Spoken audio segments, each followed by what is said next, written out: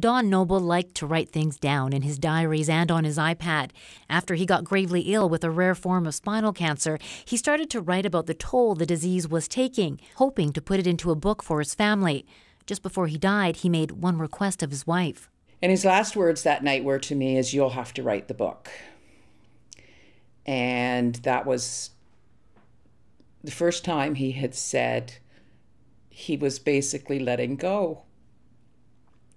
So he went into a coma shortly after that and died 2 days later.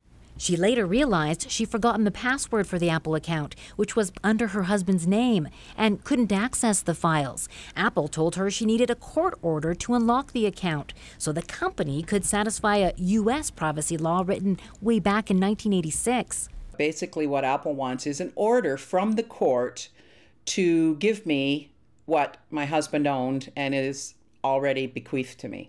The cost of getting a court order can range from about $2,000 to tens of thousands of dollars, depending on how complicated it gets. It's a tricky situation. I mean, digital assets are one of those things where it's governed by a privately held corporation that effectively has autonomy and proprietary rights over what's being stored. So ultimately, it's not like a bank account where we can kind of go in and say, here's a death certificate, here's a probate document, can we get access to it?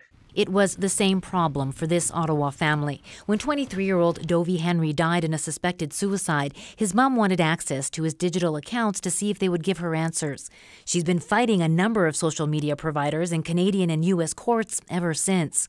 Experts say tech companies refusing to hand over these assets is a big problem that will only get bigger, saying many of these companies follow U.S. laws, while our own lawmakers have been ignoring the problem and the solution for years.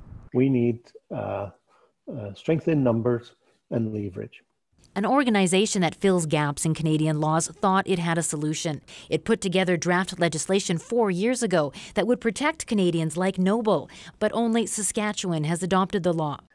As long as we don't have that leverage, effectively the default is that they will continue to assume they can apply U.S. law. Ultimately, we need this nationwide. This will force these giant tech companies to deal with the problem. Because as it stands right now, good luck trying to get a hold of anyone in one of these companies who are almost always based in California. Apple didn't respond to GoPublic's questions. For now, Noble only has access to her husband's paper journals. She was ready to give up on getting the digital ones until her lawyer offered to complete the case pro bono. Rosa Marcatelli, CBC News, GoPublic.